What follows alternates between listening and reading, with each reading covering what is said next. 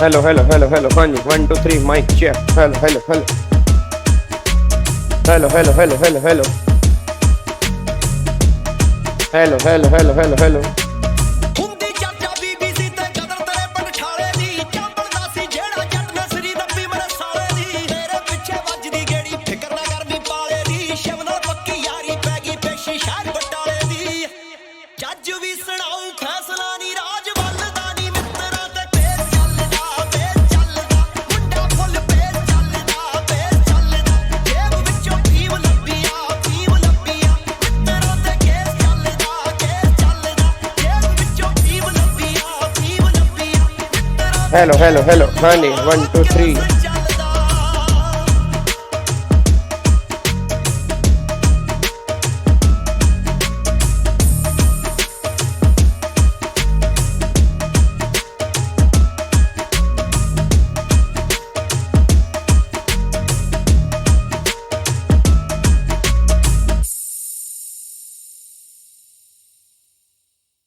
Hello, हाँ जी, very good afternoon जी, good afternoon, good afternoon, good afternoon, good afternoon, good afternoon, good afternoon जी।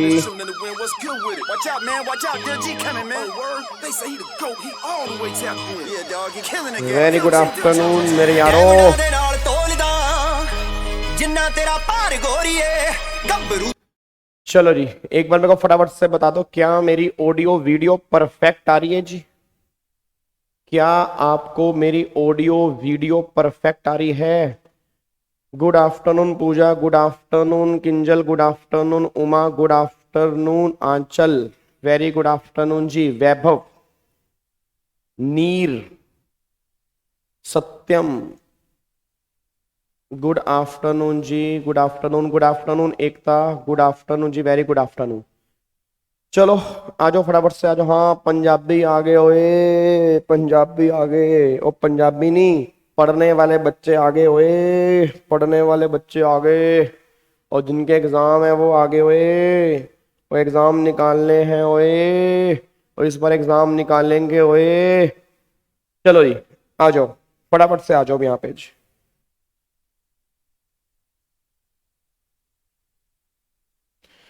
अब एक बार सारे के सारे बच्चे फटाफट से यहाँ पे आ जाइए। चलो जी, वेरी गुड आफ्टरनून। इधर सुनो ध्यान से अब। अच्छा, ये पीडीएफ आपको मैंने शेयर कर दिया जी। ये पीडीएफ आपको मैंने शेयर कर दिया है। उम्मीद करूंगा सबको ये पीडीएफ मिल गया होगा। इसमें मैं जीएसटी वाले क्वेश्चंस की प्रैक्टिस करनी है।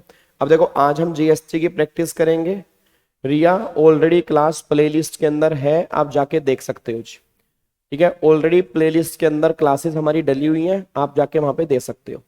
श्वेता, ऑलरेडी मैराथन डली हुई है, आप जाके देख सकते हो। सारे के सारे एमसीयूज, 7 घंटे की मैराथन है, उसके अंदर आप जाके एमसीयूज देख सकते हो। ठीक है, चलो अब यहाँ पे सारे के सारे बच्चे फटाफट से आओ जी, प्लीज बातचीत नहीं।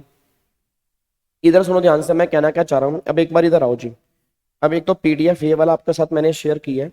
इसमें कुछ क्वेश्चंस जो होंगे वो आज वाली क्लास में हम डिस्कस करेंगे, और कल हम जीएसटी के कुछ और क्वेश्चन डिस्कस करेंगे। तो कल हम फाइनली मोटा मोटी जीएसटी खत्म करेंगे और कोशिश करेंगे परसों वाली क्लास से हम इनकम टैक्स के क्वेश्चन ट्राई करने की। ठीक है ना, तो कोशिश करेंगे परसों वाली क्लास से जो हमारा सेशन होगा संजीवनी बूटी का, उसमें इनकम टैक्स वाले क्वेश्चन करने की कोशिश करेंगे। और इनकम टैक्स में चैप्टर वाइज क्वेश्चन भी करेंगे और मिक्स क्वेश्चन भी करेंगे। और जो सबसे मेन टोटल इनकम वाले क्वेश्चंस हैं, जहां पे बहुत सारे बच्चों को दिक्कत आती है, वो क्वेश्चन में हम खास तौर पे जोर देंगे, ताकि अगर एग्जाम में टोटल इनकम वाले क्वेश्चन बनते हैं तो उसमें गलती ना हो। बस ये पर ध्यान दो। ठीक है जी? नहीं नहीं नहीं नहीं नहीं नहीं नहीं। चलो अब एक बार सारे के सारे बच्चे फटाफट से यहाँ पे आ जाओ जी। इधर सुनो ध्यान से, मैं कहना क्या चाह रहा हूँ। अब एक बार हम यहाँ पे सबसे पहला चैप्टर जो हम यहाँ पे डिस्कस करने जा रहे हैं जी, चैप्टर आपका जो है वो हमारा है रजिस्ट्रेशन अंडर जीएसटी का। अब जो ये वाले क्वेश्चन है ना, ये वाले क्वेश्चन जो मैंने हाईलाइट किए हैं, ये इंपॉर्टेंट क्वेश्चन है, तो इसको हमें देख के चलना है। ठीक है, एक बार फटाफट से क्वेश्चन नंबर 1 पे आओ सारे के सारे बच्चे। यार तुम बातें बंद करोगे? ये कब होगा, वो कब होगा, ये कैसे करेंगे, वो कैसे करेंगे, ये तो रह ही गया। अब ये मॉड्यूल का, ये पेज नंबर का ये क्वेश्चन तो किया ही नहीं है, मॉड्यूल के पेज नंबर का ये पैराग्राफ तो रह ही गया। अबे नालायकों, कैसी कैसी बातें कर रहे हो? थोड़ा बहुत खुद भी खोल के पढ़ना होता है, थोड़ा बहुत खुद भी एफर्ट्स लगाने होते हैं। ये नहीं कि जो मैंने कराया बस वही खत्म, बच्चा करा उसके बाद नहीं हम पढ़ते गाबा सर, हमने सब कुछ छोड़ दिया, हमारा सरेंडर है, हमने सरेंडर कर दिया था। वो तो आपने हाथ पकड़ा, हम खड़े हो गए, हमने कहा चलो कोई दिक्कत वाली बात नहीं है, ठीक है, हम तो सरेंडर कर चुके हैं। नालायक कहीं के, ऐसे नहीं होता। इधर सुनो ध्यान से, अब अगले पॉइंट पर आओ। हाँ, कैसे कैसे बच्चों वाली बातें करते हो। इधर सुनो ध्यान से, मैं कहना क्या चाह रहा हूं। अब एक बार सारे के सारे बच्चे फटाफट से यहाँ पे आ जाओ जी। अब एक बार क्वेश्चन नंबर 2 पढ़ो। हाँ जी, एक बार सारे के सारे बच्चे क्वेश्चन नंबर 2 पढ़ो। क्वेश्चन नंबर 2 किसका है? हेलो भाई साहब, यहाँ पे एक बार चेक करो, क्वेश्चन नंबर 2 पढ़ो। क्वेश्चन नंबर 2 में क्या लिखा हुआ है? अब क्वेश्चन नंबर 2 ये बात कहना चाह रहा है, mister Akash Malhotra of Gujarat often participant in the jewelry exhibition of trade fair in Delhi, which is organized every year in the month of February. Mr. Akash Malhotra applied for registration in January. The proper officer demanded an advance deposit of tax is an amount equivalent to the estimate tax liability of Mr. Akash Malhotra. You are required to examine whether any advance tax is to be paid by Mr. Akash Malhotra at the time of obtaining registration. अब एक बात मेरे को सोच के बताओ, मेरा पूरी क्लास से क्वेश्चन है, वो ये बात कहना चाह रहा है कि क्या एडवांस टैक्स देना जरूरी है क्या? याद करो, हमने रजिस्ट्रेशन में कॉन्सेप्ट किया था कैजुअल टैक्सेबल पर्सन का। अब अगर मैं बात करता हूं सर, अमेंडमेंट कोई भी नहीं है, इनकम टैक्स 100% सेम है। जिनका पिछला अटेम्प्ट था और ये वाला अटेम्प्ट है, इनकम टैक्स में कोई अमेंडमेंट नहीं है, और जीएसटी के अंदर भी कोई अमेंडमेंट नहीं है। छोटी मोटी 3-4 अमेंडमेंट है, अप्रोक्सीमेट 20 से 25 मिनट की अमेंडमेंट होंगी, वो मैं कभी भी यूट्यूब पे क्लास डाल दूंगा। बट वो ऐसी भी अमेंडमेंट नहीं है जो मोस्ट इंपॉर्टेंट है, ठीक है ना। ऑलमोस्ट सारे के सारे चैप्टर सेम है, सिर्फ सप्लाई के चैप्टर में थोड़ी सी अमेंडमेंट है, बाकी ऑलमोस्ट सब सेम है। जो आपने पहले पढ़ा और जो अब है उसमें कोई खास चेंज नहीं है, तो अमेंडमेंट की टेंशन आप बिल्कुल मत लो, ठीक है जी। चलो अब एक बात मेरे को बताओ, अब यहाँ पर मेरा पूरी क्लास से क्वेश्चन है, याद करो हमने कॉन्सेप्ट क्या, कैजुअल टैक्सेबल पर्सन का। अब अगर ट्रेड फेयर के एग्जीबिशन में हमें पार्टिसिपेट करना है तो वो क्या बन गया, कैजुअल टैक्सेबल पर्सन वाली कैटेगरी में आ गया। अब अगर वो कैजुअल टैक्सेबल पर्सन वाली कैटेगरी में आ गया तो याद करो मैंने कहा था 5 दिन पहले उसको अप्लाई करना होता है रजिस्ट्रेशन के लिए, और जब वो रजिस्ट्रेशन के लिए अप्लाई करता है तो वो साथ में क्या करता है, एडवांस टैक्स पे करता है। तो वही बात यहाँ पे लिखी है, क्या एडवांस टैक्स पे करना जो है क्या वो जरूरी है? क्या एडवांस टैक्स पे करना जो है क्या वो जरूरी है? ऑब्वियसली बात है यस। तो यहाँ पे उसने बिल्कुल सही बोला है, क्या एडवांस टैक्स पे करना पड़ेगा? बिल्कुल पे करना पड़ेगा, क्योंकि ये पर्सन कैजुअल टैक्सेबल पर्सन वाली कैटेगरी में कवर है। तो जितना भी इसका एस्टिमेट जीएसटी आएगा उसके बेस पर इसको एडवांस में साथ में टैक्स पे करना पड़ेगा। तो इसमें कोई दिक्कत वाली बात यहाँ पे नहीं है। देखो वही बात इसने यहाँ पे लिखी है, इफ द रजिस्ट्रेशन, अच्छा इसने यहाँ पे ना ये भी साथ में बताया है कि जो रजिस्ट्रेशन मिलेगा वो कितने दिन के लिए मिलेगा, जितने दिन के लिए हम अप्लाई करेंगे वो, और 90 days which ever is earlier. और अगर हमें 90 डेज से ऊपर चाहिए तो 90 डेज की एक्सटेंशन हमें और मिल सकती है। तो टोटल मिला के 180 डेज के लिए हम जो है रजिस्ट्रेशन ले सकते हैं। ये हमारा क्वेश्चन नंबर 2 निकल के आ रहा है, बस ये पर ध्यान दो। डन, कोई दिक्कत वाली बात तो नहीं है। चलो अब अगले पॉइंट पर आओ जी। और मुझे लग रहा है ये लेक्चर ना मैं प्राइवेट करने पड़ेंगे, थोड़ा सा बच्चे लाइटली ले रहे हैं, तो ये लेक्चर मैं प्राइवेट करूंगा ना, अपने आप सारे बच्चे फटाफट से लाइव आके बैठा करेंगे। चलो अब अगले पॉइंट पर आओ जी। अगला पॉइंट देखो, क्वेश्चन नंबर 3 पर आओ। अब क्वेश्चन नंबर 3 कह रहा है, what is the validity period of registration certificate issued to a casual taxable person and non resident taxable person. अब मेरे को बताओ वैलिडिटी कितनी है जी? वैलिडिटी आप सब जानते हो, यहाँ पे गलती से भी 90 दिन मत बोल देना भाई, गलती से भी 90 दिन मत बोल देना। मैं दोबारा कह रहा हूँ, गलती से भी 90 डेज मत बोल देना। गवर्नमेंट ये बात कहना चाह रही है, जितने दिन का आपने रजिस्ट्रेशन मांगा वो, और 90 days which ever is less. Problem क्या आप एग्जाम में लिख के आओगे 90 डेज, वो काटा मार देगा। 90 डेज कहीं पर भी लॉ में नहीं लिखा हुआ, उसने लिखा है जितने दिन का आपने अप्लाई किया वो, और 90 days which ever is less. और अगर एक्सटेंशन चाहिए तो 90 डेज की एक्सटेंशन और मिलेगी, तो टोटल मिला के जो मिलेगा वो 180th डे का मिलेगा। बस ये पर ध्यान दो, वही बात यहाँ पे कहना चाह रहे हैं, ठीक है जी। तो एक बार चेक कर लो, यहाँ पे उसने क्या बोला है कि आपको 90 डेज मतलब जो 90 डेज तक मिलेगा, और अगर आपको एक्सटेंशन चाहिए तो 90 डेज तक एक्सटेंशन जो है वो आपको और मिलेगी। तो टोटल मिला के 180 डेज के लिए आप ले सकते हो रजिस्ट्रेशन। ये बात यहाँ पे निकल के आती है जी।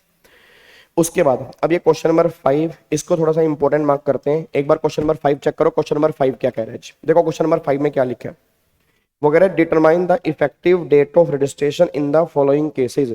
इसमें इफेक्टिव डेट क्या है रजिस्ट्रेशन की, इफेक्टिव डेट क्या निकल के आती है। पहला कह रहा है aggregate turnover of Dhampur footwear industry of Delhi has exceed the एप्लीकेट threshold limit 40 lakh on 1 September. It submit the application for registration जो है वो 20 सितंबर है। Registration certificate is granted on 25 सितंबर। अब मेरा पूरी क्लास का क्वेश्चन है, अब सारे बच्चे सोच के बताना, अप्लाई आप जो लाइबल हुए 1 सितंबर को। अब सोच के बोला अगर आप 1 सितंबर को लाइबल हुए तो क्या 1 सितंबर से 30 दिन के अंदर क्या मुझे अप्लाई करना पड़ेगा? बिल्कुल अप्लाई करना पड़ेगा।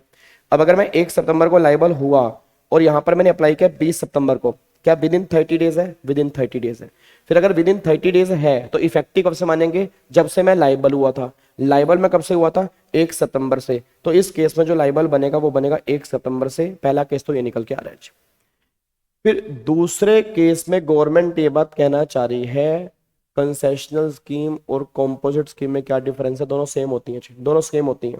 अगले पॉइंट पर हम फिर वो कहना चाह रहा है कि आपकी एग्रीगेट टर्नओवर लिमिट क्रॉस हुई 25 अक्टूबर को, आपने अप्लाई जो किया वो किया 27 नवंबर को।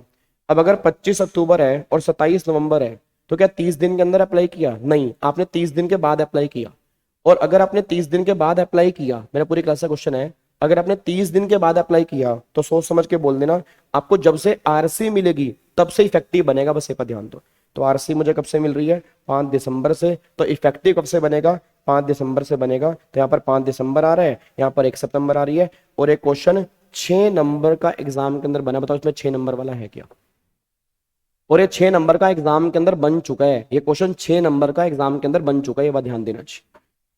अगले पॉइंट पर आओ, क्वेश्चन नंबर 7 पे आओ। क्वेश्चन नंबर 7 देखो, क्वेश्चन नंबर 7 भी इंपॉर्टेंट है। कहना चाह रहा है briefly enumerate the contravention which make a registered person liable to be cancellation of registration as prescribed under rule number 21 of CGST rule 2017। बताओ। अब एक बात मैं बताओ, वो कह रहा है किस किस केस में एक रजिस्टर्ड पर्सन का रजिस्ट्रेशन जो है वो कैंसिल हो सकता है। भाई ऐसे कौन कौन से केसेस हैं जिस केस में हम जो रजिस्ट्रेशन है वो कैंसिल कर देंगे? याद करो मैंने कहा था बिना सप्लाई के अगर आपने इनवॉइस इशू कर दिया तो आपका रजिस्ट्रेशन जो है वो कैंसिल हो जाएगा। अगर आपने आईटीसी की कंडीशन में डिफॉल्ट किया आपका आरसी कैंसिल हो जाएगा। याद करो रूल नंबर 10A, आपको बैंक डिटेल जमा करानी पड़ती है। अगर आपने bank detail with in time जमा नहीं कराई आपका आरसी कैंसिल हो जाएगा। आप डिक्लेयर प्लेस ऑफ बिजनेस में जो आपका प्लेस ऑफ बिजनेस जो डिक्लेयर किया है अगर आप वहां से काम ही नहीं कर रहे आपका आरसी जो है वो कैंसिल हो जाएगा। और जो आपने देखो इसमें वही लिखा है कि जो डिक्लेयर वहां से आप काम नहीं कर रहे, आपने इनवॉइस इशू किया बिना सप्लाई के, उसके बाद आपने rule number 10A ITC prohibit कर दिया।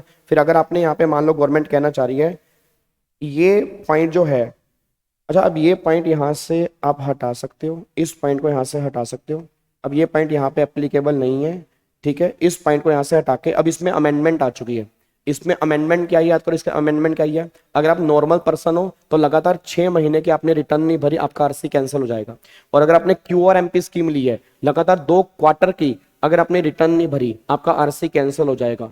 अगर आप कॉम्पोजिट स्कीम वाले हो जो आपकी ड्यू डेट है उसके 3 महीने से ऊपर हो चुके हैं आपने रिटर्न नहीं भरी आपका आरसी कैंसिल हो जाएगा। इस केस में गवर्नमेंट ये बात कहना चाह रही है। तो सिंपल सी बात है इन सब केस में आपका आरसी जो है वो गवर्नमेंट कैंसिल कर देगी। ये केस आपको एग्जाम में लिख के आने हैं, अगर एग्जाम में क्वेश्चन बन जाता है बस ये पर ध्यान दो। क्या बात समझ में आ रही है? पक्का पक्का। तो ये पॉइंट हमारे यहाँ पे निकल के आ रहा है। हेलो भाई साहब, ओए हाई हाई हाई फाई, चलो बहुत बढ़िया। अब जो अगले क्वेश्चन पे आओ जी, क्वेश्चन नंबर 8 के ऊपर आओ। क्वेश्चन नंबर 8 हमारा 5 नंबर का हमारे एग्जाम के अंदर बन चुका है। चेक करते हैं ये 5 नंबर का सीएस एग्जीक्यूटिव के एग्जाम में क्वेश्चन बना हुआ है। सीएस के एग्जाम के अंदर भी बना हुआ है और ये क्वेश्चन सीए के एग्जाम के अंदर भी बना है। चेक करो क्वेश्चन क्या बना है। आ जाओ मेरे यारों, देखो examine the following cases and explain with the reason whether the supplier of goods is liable to get registered in GST. क्या इस केस में करवाना पड़ेगा रजिस्ट्रेशन? अब बोल दो। देखो री अब एक बार चेक करो। पहला कह रहे हैं Krishna of Himachal Pradesh is exclusively engage in the intra state taxable supply of readymade गासूट। उसकी टर्नओवर जो है his turnover in the current financial year from Himachal Pradesh showroom जो 25 लाख रुपए। He has 2 more showroom, one in Manipur, one in Sikkim with a turnover 15 lakh and 18 lakh in the current financial year. अब मेरे को सारे बच्चे बोल दो भाई साहब कितना बढ़िया क्वेश्चन है। अब वो कह रहा है पहली बात तो हिमाचल प्रदेश में एक्सक्लूसिवली वो सप्लाई कर रहा है intra state taxable supply readymade garment की। अब उसकी टर्नओवर जो है हिमाचल प्रदेश में 25 लाख। फिर उसके 2 शोरूम और हैं, मणिपुर में और सिक्किम में। अब सारे बच्चे बोल देना इसमें एक स्पेशल कैटेगरी स्टेट है। अब इसमें स्पेशल कैटेगरी स्टेट बताओ कौन सी है? मणिपुर है। अब अगर मणिपुर है, सोच के बोलना, अगर मणिपुर है तो मैंने कहा था लिमिट रिड्यूस टू ₹10 लाख। अब अगर लिमिट रिड्यूस टू ₹10 लाख तो भाई 10 लाख से तो ऊपर की टर्नओवर है, और अगर 10 लाख से ऊपर की टर्नओवर है तो लाइबल फॉर रजिस्ट्रेशन, ये बात ध्यान दो, तो ये पर्सन जो है वो लाइबल फॉर रजिस्ट्रेशन बन जाएगा। बस ये बात ध्यान दो। क्या बात मेरी समझ में आ रही है? क्या आपको बात मेरी समझ में आ रही है? फटाफट से बता दो, कोई दिक्कत वाली बात तो नहीं है? कोई दिक्कत वाली बात तो नहीं है? फटाफट से बस बता दो। डन?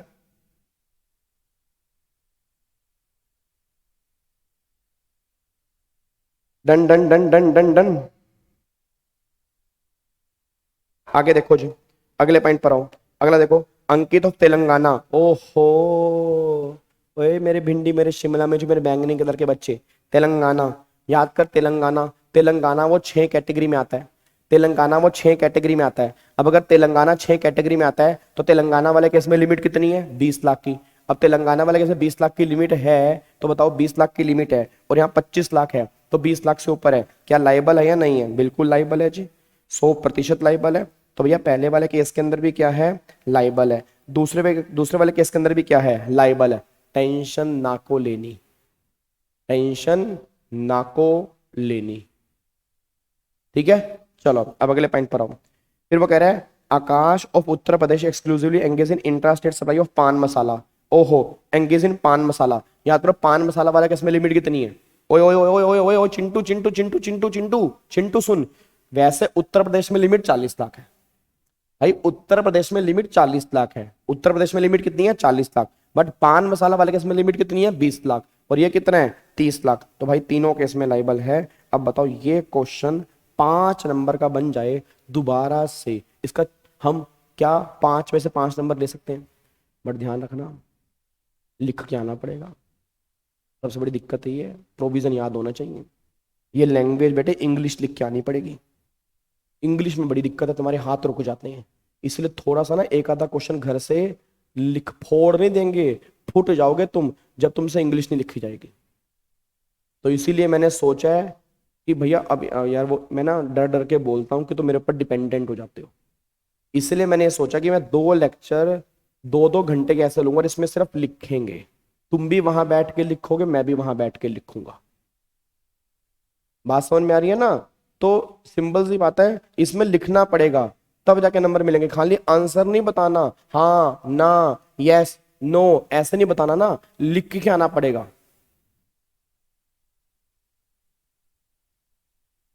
ठीक है, हाँ अगर लिखना इजी है फिर कोई दिक्कत नहीं है। ठीक है री, चलो अगले पॉइंट पर आओ। अब अगले पॉइंट पर आओ, क्वेश्चन नंबर आ जाओ, क्वेश्चन नंबर 11 पे आओ जी। अब एक बार चेक करो question number 11। Explain the registration requirement under GST law in the following independent cases. Mister Ahmed of Jammu Jammu Jammu Jammu Jammu Jammu ना तो उस 4 स्टेट में कवर है, जम्मू ना उस 6 स्टेट में कवर है, जम्मू जो है वो अदर स्टेट में कवर है।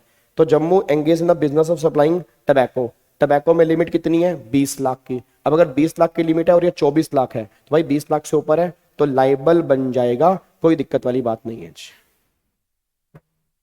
ठीक है, लाइबल बन जाएगा, बस ये पर ध्यान दो। आगे आओ, मिस्टर लेप्टा, मेरे को लगा रैप्टा, भाई साहब Lepta. Mister Lepta of Mizoram is engage in the supply of paper with an aggregate turnover 13 lakh. अब सारे बच्चे बोल दो मिजोरम, मिजोरम में लिमिट कितनी है? 10 लाख की।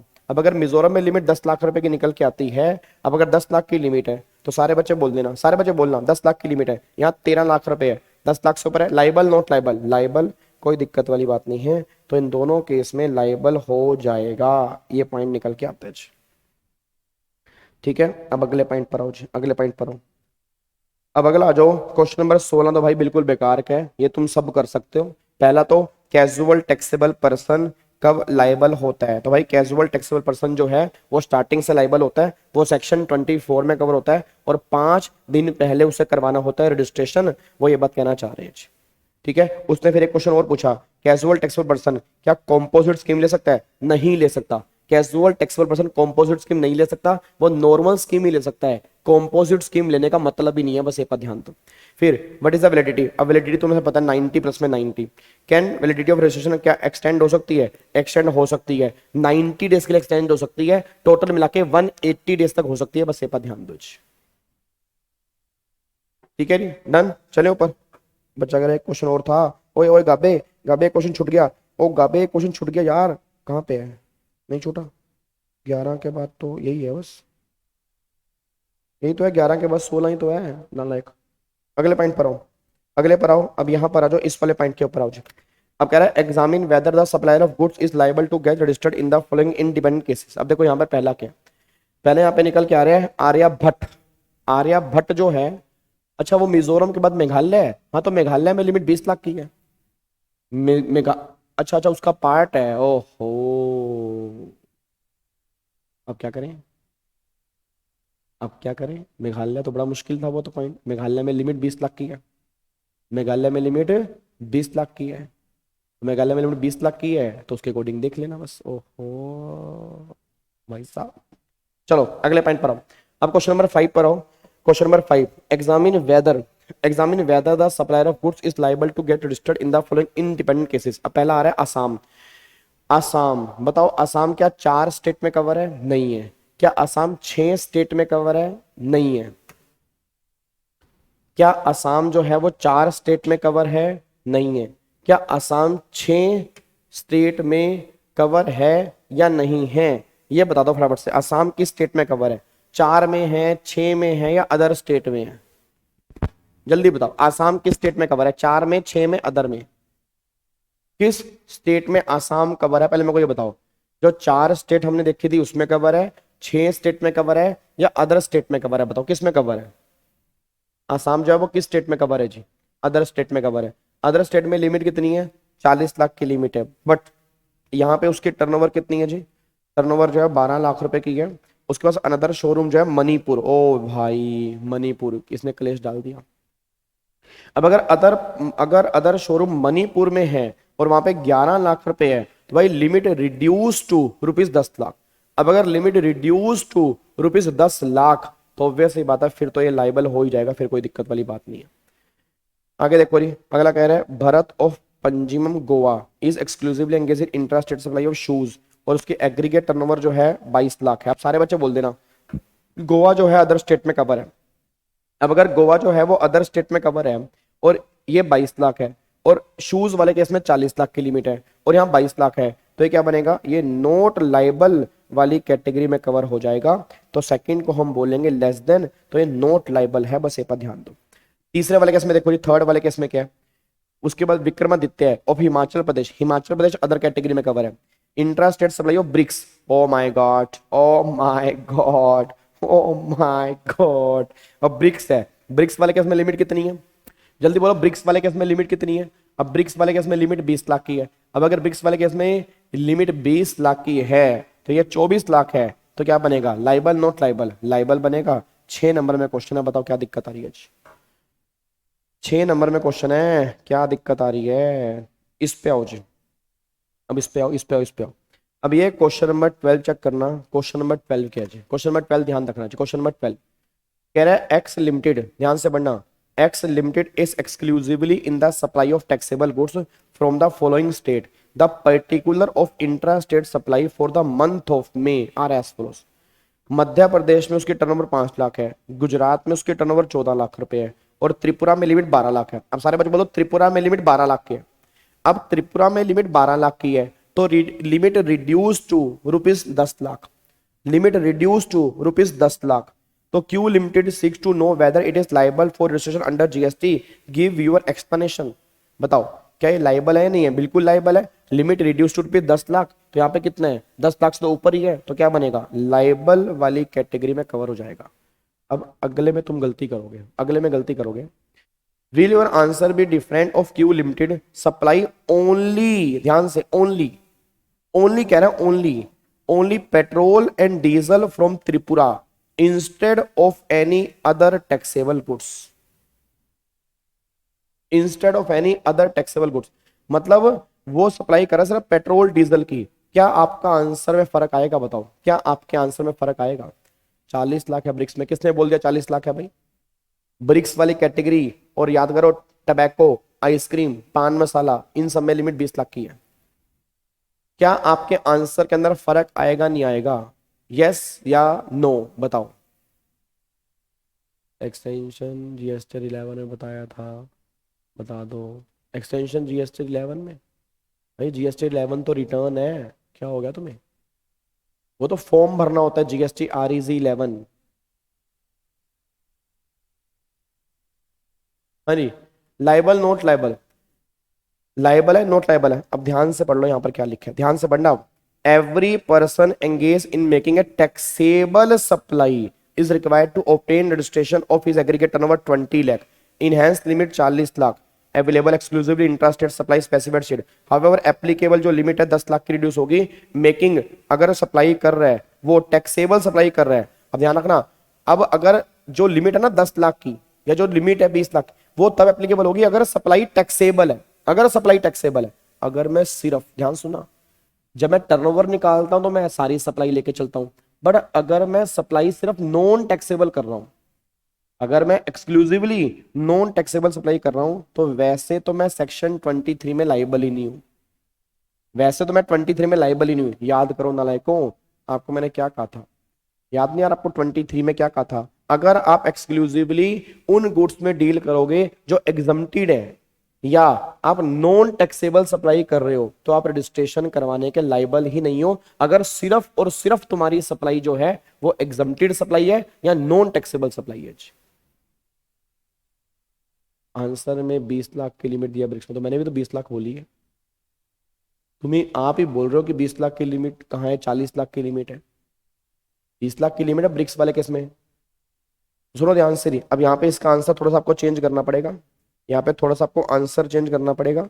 अब यहाँ पे अगर मैं चेक करता हूँ, यहाँ पे इन्होंने देखो जी, वो कह रहा है Q supply non taxable goods. अगर मैं नॉन टैक्सेबल गुड्स की सप्लाई कर रहा हूँ from Tripura, applicable limit note reduce 10 lakh रुपए, ये पुराना लो था। अब यहाँ पे ध्यान रखना, अब यहाँ पे अगर मैं सिर्फ नॉन टैक्सेबल गुड्स की सप्लाई कर रहा हूँ, अगर मैं नॉन टैक्सेबल की सप्लाई कर रहा हूँ, तो सिंपल सी बात ये निकल के आ रही है, एज पर मैं 23 लाइबल ही नहीं हूँ।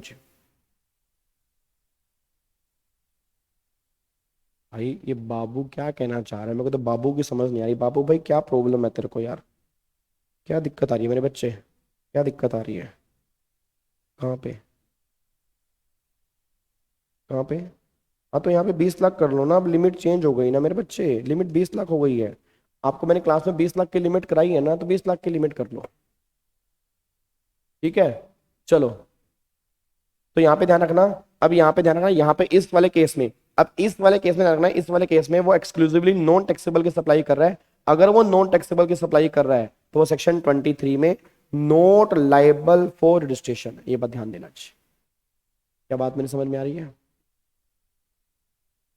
ठीक है जी, टेलीग्राम पे सेंड कर दी है, टेलीग्राम पे मैं सेंड कर दी है, मैंने अपने वाले टेलीग्राम पे सेंड की है, मैं सब पे सेंड कर दूंगा उसके बाद जी, ठीक है। चलो अगले पॉइंट पर आओ जी। तो यहाँ पे आप क्या लिखोगे, इस वाले केस में क्या लिखोगे, नोट लाइबल। अगर वो एक्सक्लूसिवली नॉन टैक्सेबल में सप्लाई कर रहा है, फिर यहाँ पे नोट लाइबल वाली कैटेगरी में आएगा जी, ठीक है जी। अब यहाँ पे इसको एक बार छोड़ दो जी, ये वही दोबारा सेम क्वेश्चन आ रहा है। हाँ इस वाले क्वेश्चन पे आओ, अब ये वाला क्वेश्चन नंबर 6 पढ़ो जल्दी, क्वेश्चन नंबर 6 पढ़ो, क्वेश्चन नंबर 6 पढ़ो जी, फटाफट से आओ जी, क्वेश्चन नंबर 6 पढ़ो जल्दी। हाँ टर्नओवर में काउंट हो जाएगा जी, टर्नओवर में काउंट होगा, टर्नओवर में काउंट होगा। टर्नओवर हम 40 लाख की लेके चलेंगे, टर्नओवर यहाँ पे 40 लाख की लेके चलेंगे, बट लाइबल नहीं है रजिस्ट्रेशन करवाने के, इसको कोई जीएसटी पे करने की रिक्वायरमेंट नहीं है।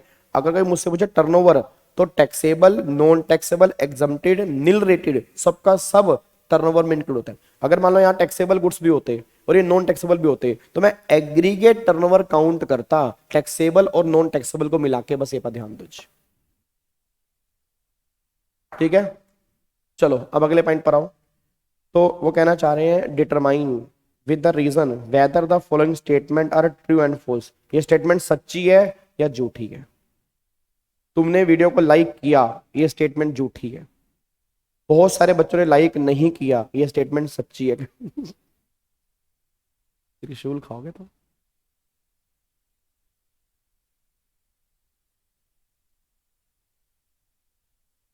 हाँ अंशुल, वो तो यार उस केस में तो वो अमेंडमेंट का फॉर्म नंबर भरना होता है ना, वो तो आपको एक्सटेंशन के लिए फॉर्म नंबर भरना है, तो उसमें तो फॉर्म नंबर याद करना पड़ेगा। मैंने क्लास में फॉर्म नंबर लिखवाए थे कि आप ये फॉर्म नंबर भरोगे एक्सटेंशन के लिए, और जो पुरानी लिमिट है उससे खत्म होने से पहले फॉर्म नंबर भरोगे जी। ठीक है, चलो अब अगले पॉइंट पर आओ। हेलो भाई साहब, इधर देखो ध्यान से। कह रहा है a registered person shall issue separate invoice for taxable and exempted goods when supplying both taxable as well as exempted goods to unregistered person. बताओ, अब वो कहना चाह रहा है, ओए सुनो भिंडी, ओए ओए मेरे शिमला मिर्च कलर के बच्चे, वो कह रहा है आपने सप्लाई की अनरजिस्टर्ड पर्सन को।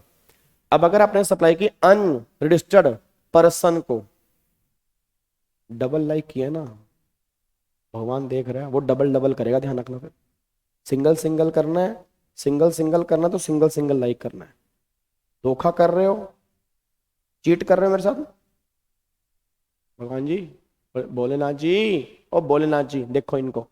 ठीक है, हमें को सारे बच्चे फटाफट से बताओ। अब अगर मान लो B2C सप्लाई कर रहा है, अब अगर B2C सप्लाई कर रहा है तो वो कह रहा है अलग अलग इनवॉइस इशू करना है, आंसर इज नो। याद करो, मतलब B2B वाले केस में अलग अलग करने की बात होती है, B2C वाले केस में क्या होता है, B2B वाले केस में टैक्सेबल का टैक्स इनवॉइस और एग्जम्प्टेड का बिल ऑफ सप्लाई, बात खत्म जी। तो invoice cum bill of supply हमें यहां पर इशू करना पड़ेगा, बस ये पर ध्यान दो। ठीक है जी, invoice cum bill of supply हमें यहाँ पे इशू करना पड़ेगा, ये बात है। फिर non banking financial company can issue consolidated issue invoice at the end of every month, answer is no. NBFC नहीं इशू कर सकती, एनबीएफसी के लिए अलाउड नहीं है। एनबीएफसी को छोड़ के बाकी जो लोग हैं वो कंसोलिडेटेड इनवॉइस इशू कर सकते हैं, बस ये पर ध्यान दो। देखो यहाँ पे क्या लिखा है, स्टेटमेंट सच्ची है। एनबीएफसी जो है, NBFC is allowed to issue comment in lieu of supply, sorry यहाँ पे उसने क्वेश्चन क्या पूछा है, एनबीएफसी कैन, हाँ NBFC can issue consolidated invoice at the end of every month to made of due, हाँ। और याद करो आपको मैंने कहा था वो डिपेंड करता है सप्लाई जो है, अगर वो सप्लाई 200 रुपए से कम की है, अगर वो सप्लाई 200 रुपए से कम की है और सामने वाला बंदा अनरजिस्टर्ड है, उस केस में कंसोलिडेटेड इनवॉइस आप इशू कर सकते हो, बस ये पर ध्यान दो। ठीक है जी, अब अगले पॉइंट पर आओ जी। यहाँ पे अब ये क्वेश्चन आप करोगे भाई, ये क्वेश्चन आप करोगे। इसमें पूछा क्या उसने, इसमें क्या पूछा उसने, हाँ ये आप बताओगे भाई, ये क्वेश्चन आप करोगे जी। क्वेश्चन पढ़ो और क्वेश्चन करो जी, ये लो।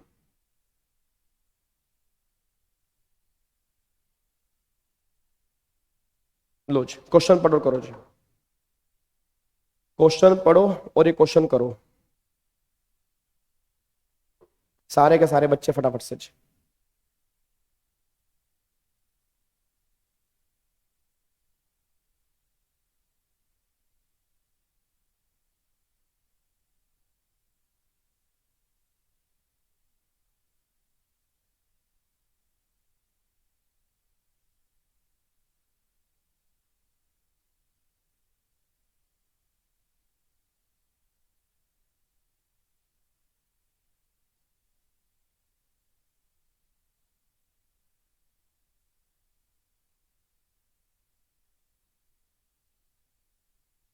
इनवॉइस और बिल ऑफ सप्लाई में क्या डिफरेंस है।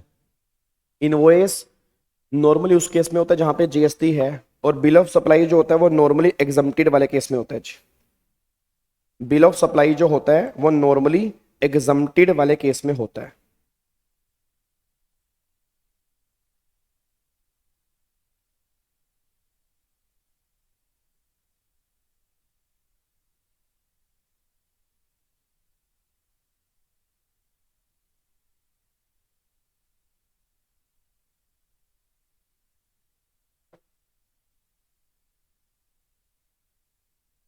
बोलो जी, रिवाइज इनवॉइस बताओ, रिवाइज इनवॉइस,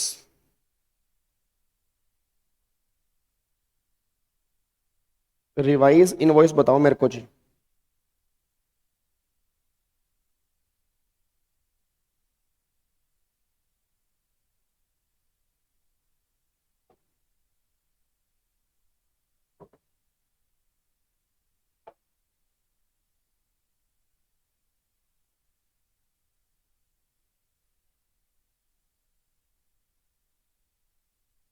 रिवाइज इनवॉइस 5 सितंबर।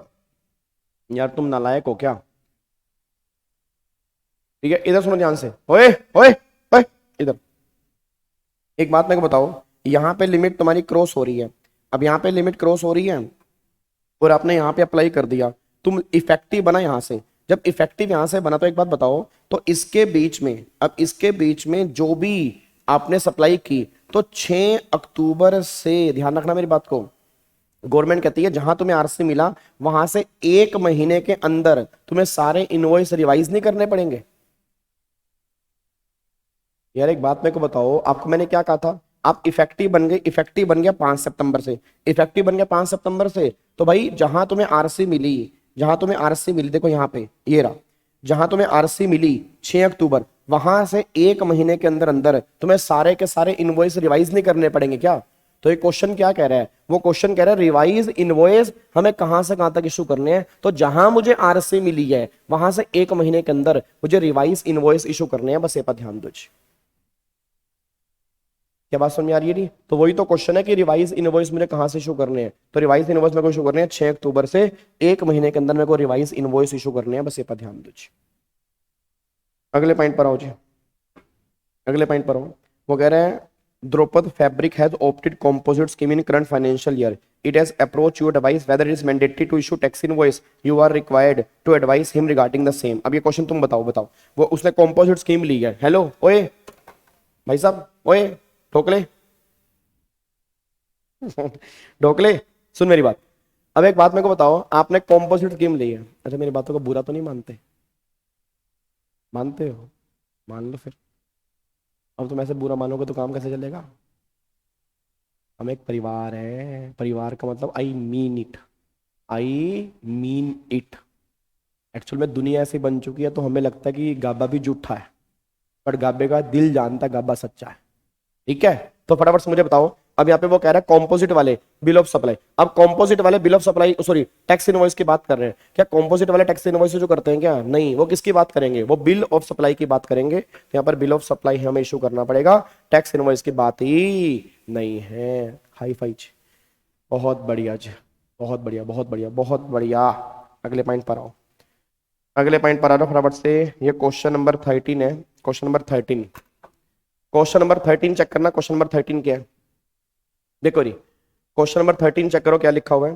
कह रहा है ABC limited a registered supplier has made following taxable supply to its customer mister P in the quarter ending 30th June. ये 5 अप्रैल bill number, ये 5 अप्रैल बिल नंबर ये, और notebook 10 ये 1200।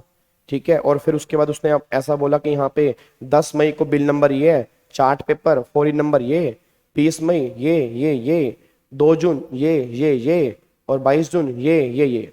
अब वो कह रहे हैं goods in respect of bill number this have been returned by Mr. P. You are required to advise ABC Limited whether it can issue consolidated credit note against all 3 invoice।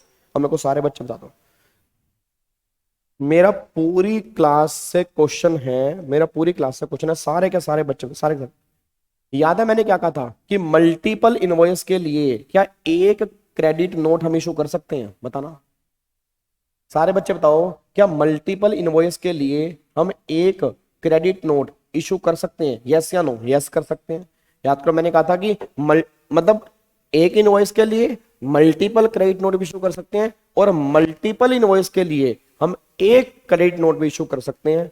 तो वही जानना चाह रहा है कि क्या आप कंसोलिडेटेड क्रेडिट नोट इशू कर सकते हो? जी बिल्कुल कर सकते हैं, कोई दिक्कत वाली बात यहाँ पे नहीं है। देखो लिखा है 1 or more credit note can be issued in respect of multiple invoice in financial year without linking the same individual invoice. Hence, in the view of above mentioned provision, ABC Limited can issue a consolidated invoice for the goods returned in respect of all 3 invoice। वही बात यहाँ पे लिखी है जी। Done, कोई दिक्कत वाली बात तो नहीं है। चलो अगले पॉइंट पर आओ जी। अब एक क्वेश्चन देखो जी, ये क्वेश्चन देखो क्या कह रहे हैं, एक बार क्वेश्चन चेक कर लो। क्वेश्चन कह रहा है Eden limited, okay, Eden Limited, registered under GST and dealing in the educational toys, okay, has an aggregate turnover 18 crore in the preceding financial year. The tax consultant of Eden Limited advised it to issue e-invoice mandatorily in the current financial year. However, Eden limited is of the view that since its aggregate turnover is less than the threshold limit applicable for e-invoice, so it is not required to issue e-invoice. You are required to comment upon the validity of the advice given by tax consultant. मेरे को सारे बच्चे बोल दो यार, आपको नहीं लग रहा टैक्स कंसल्टेंट आप होने चाहिए थे? सोच के बताना भाई साहब, ओए ओए ओए ओए सुनो ध्यान से, आपको नहीं लग रहा टैक्स कंसल्टेंट आप होने चाहिए थे? नई लिमिट कितनी है? 5 करोड़ की। इसके टर्नओवर कितनी है? 18 करोड़ की। तो 5 करोड़ से ऊपर है तो भाई लाइबल है ना, ई इनवॉइस के लाइबल है। B2B वाले केस में 5 करोड़ से ऊपर की टर्नओवर है। अब अगर 5 करोड़ से ऊपर की टर्नओवर है तो क्या वो लाइबल बनेगा? नहीं बनेगा, बिल्कुल लाइबल बनेगा, 100% लाइबल बनेगा। बस ये पर ध्यान दो। क्या बात मेरी समझ में आ रही है? क्या आपको बात मेरी समझ में आ रही है? बोलो। बहुत बढ़िया, अगले पॉइंट पर आओ। एक government department is registered under GST, aggregate turnover in the preceding financial 22 crore. अब वो कह रहा है बताओ क्या इस केस में ई इनवॉइस इशू करना है? नहीं करना। ना ना ना ना ना नहीं, ओए नहीं करना। क्यों नहीं करना? बताओ क्यों नहीं करना? वैसे टर्नओवर 5 करोड़ से ऊपर है बट गवर्नमेंट डिपार्टमेंट है ना, याद करो गवर्नमेंट डिपार्टमेंट एग्जम्प्ट होते हैं। डायनेमिक क्यूआर कोड की लिमिट 500 करोड़ है जी, डायनेमिक क्यूआर कोड की लिमिट जो है वो 500 करोड़ है। अब बताओ गवर्नमेंट डिपार्टमेंट तो एग्जम्प्ट होते हैं। अब गवर्नमेंट डिपार्टमेंट जो एग्जम्प्ट होते हैं तो भाई एग्जम्पशन में कवर है, तो ऊपर वाले केस में तो जरूरी है बट इस वाले केस में जरूरी नहीं है क्योंकि गवर्नमेंट डिपार्टमेंट है तो गवर्नमेंट डिपार्टमेंट को यहां से बाहर निकाल रखा है, इसलिए इस वाले केस में इशू करने की रिक्वायरमेंट नहीं है। ये बात ध्यान दो। डन। चलो अब अगले पॉइंट पर आओ जी, अब अगले पॉइंट पर आओ, अगले पॉइंट पर आओ, अगले पॉइंट पर आओ, अगले पॉइंट पर आओ, अगले पॉइंट पर आओ। अब ये तो आप खुद ही आंसर दे देना। ई इनवॉइस क्या होता है जी? ई इनवॉइस इलेक्ट्रॉनिक इनवॉइस होता है जो हमें इशू करना होगा अगर हमारी टर्नओवर 5 करोड़ से ऊपर होगी, और हर केस में नहीं करना होगा, B2B वाले केस में करना होगा, B2C वाले केस में नहीं करना होगा। What is the threshold limit invoice? Threshold limit कितनी है? 5 करोड़। पहले 10 लिमिट होती थी, अब 5 करोड़ की लिमिट हो चुकी है। फिर अब बताओ, अब अगर ट्रांसपोर्टेशन कर रहे हैं, अब ट्रांसपोर्टेशन कर रहे हैं 600 किलोमीटर जाना है, 600 किलोमीटर।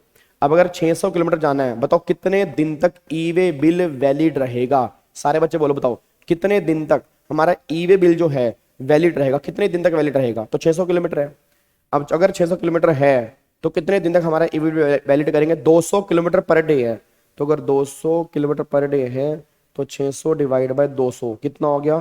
3 दिन तक हमारा ई वे बिल जो है वो वैलिड रहेगा जी। भाई 2 दिन क्यों, 3 दिन ना।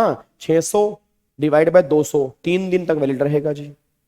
बताओ, अभी इन्हें 3 दिन भी कैलकुलेट नहीं करने यार, ये 2 दिन लिख रहे हैं, ये 2 दिन लिख रहे हैं। अभी देख रहे सामने बच्चे बैठे नालायक, ये 2 दिन लिख रहे हैं। फिर बोलेंगे गाबा सर गुस्से क्यों होते हो? हद हो गई बिल्कुल ही। अगले पॉइंट पर आओ जी, अगले पॉइंट पर आओ, नेक्स्ट पॉइंट पर आओ जी। अब ये क्वेश्चन देखो यहाँ पे क्या लिखा है। नेक्स्ट पॉइंट देखो जी, कह रहा है comment on the given independent situation relating to GST procedure, your answer should include relevant provision of law as may applicable, go to dress in a chain of store dealing in ready-made garments through 5 showroom in Delhi. It has single GSTN for all its showroom in Delhi and has a principal place of business Karol Bagh में है.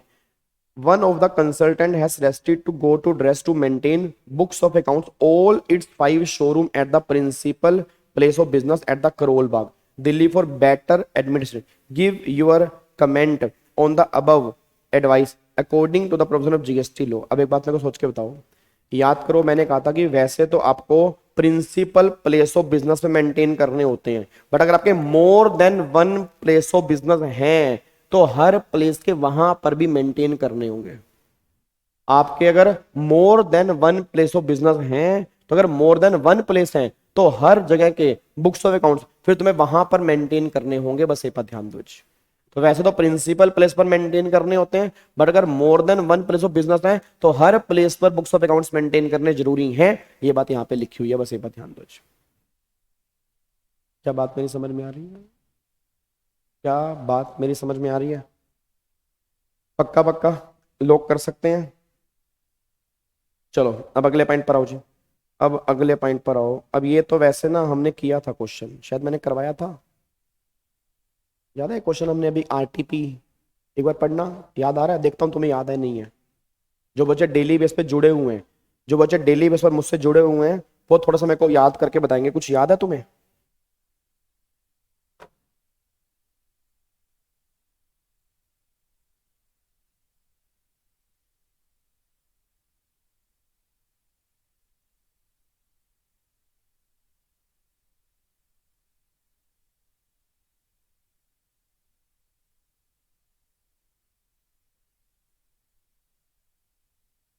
बताओ, इसका answer बताओ ना फिर। अबे नालायक को याद है तो इसका आंसर बताओ।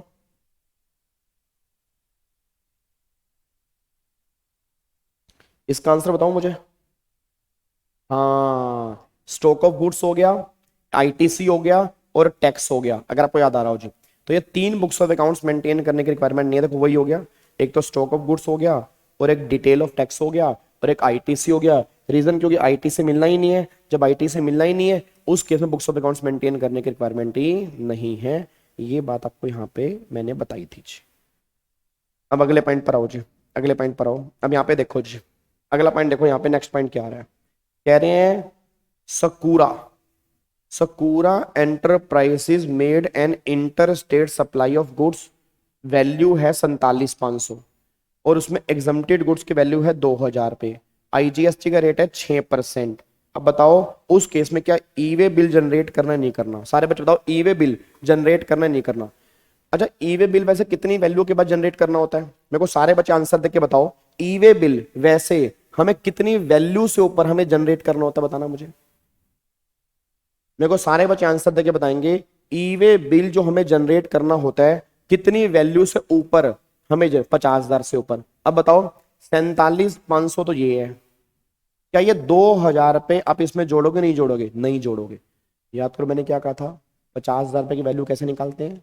50,000 रुपए की वैल्यू में एग्जम्प्टेड गुड्स, नील रेटेड, इसकी वैल्यू नहीं लेते, टैक्सेबल और जीएसटी। अब टैक्सेबल और जीएसटी 47,500, 6% जीएसटी, तो 47,500 में 6% जीएसटी जोड़ूंगा तो 50,350, 50,350। अब अगर 50,350 है, अगर 50,350 है, तो अब देख लो यहां पर ही आ गया जी। ठीक है, तो 50,000 से ऊपर है, उस केस में ई वे बिल जो है वो इशू करना मैंडेटरी है। बात खत्म जी। क्या बात मेरे समझ में आ रही है? ठीक है, तो गलती से भी ना ये 2,000 मत जोड़ना ना भाई। मुझे सही बताऊं, कसम से मैं बता रहा हूं, मुझे इतना डर लग रहा है ना, इतना डर लग रहा है, तुमने मुझे डरा रखा है भाई साहब। मैं भगवान से बस डेली एक प्रार्थना कर रहा हूँ, सिर्फ एक प्रार्थना कर रहा हूँ कि हे भगवान, इनका दिमाग उस 3 घंटे में सही से चल जाए। मतलब ऐसा ना हो कि जो इतनी मेहनत की है, इतनी मेहनत की है ना, सारा पानी फिर जाए। आज तक मैंने अपने पेपर क्लियर करने के लिए इतनी मेहनत नहीं की होगी। मैं सही बता रहा हूँ सर, इतनी मेहनत तो मैंने अपनी पेपर क्लियर करने के लिए नहीं की। इतनी पढ़ाई और इतना पढ़ना तो मैंने तब नहीं किया था जितना मैंने इस बार किया है। बस मेरी भगवान से एक ही प्रार्थना कि तुम्हारा दिमाग 3 घंटे में सही से चले और जो तुम लिखो वो सही हो बस। क्योंकि मुझे पता है यही क्वेश्चन जब एग्जाम के अंदर बनेगा ना, तुम 2,000 पे जोड़ के आ जाओगे वहां पेज। ठीक है ना? तो 2,000 पे गलती से जोड़ मत देना, हमें सिर्फ टैक्सेबल और जीएसटी जोड़ना है, बस ये पर ध्यान दीजिए। ठीक है, अगले पॉइंट के ऊपर आओ। अब वो कह रहे हैं one consolidated E way bill can B generated for multiple invoice, comment on the validity of above statement, yes या no? Answer is no.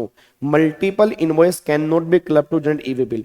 Multiple invoice are issued by the supplier to recipient for movement. Thus for each invoice one EV bill has to be generated irrespective of fact whether the same or different consignor are involved. However, after generating all e way bill, once e way bill can be paid, मतलब invoice को consolidated में convert नहीं कर सकते, अलग अलग e way bill को consolidated में कन्वर्ट कर सकते हो। नहीं समझे? नहीं समझे? नहीं समझे?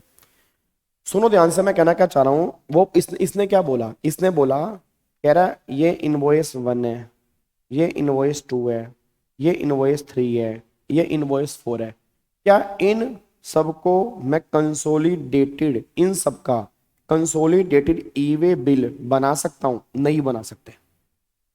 ऐसे नहीं हो सकता, ऐसे नहीं हो सकता, ऐसे नहीं हो सकता।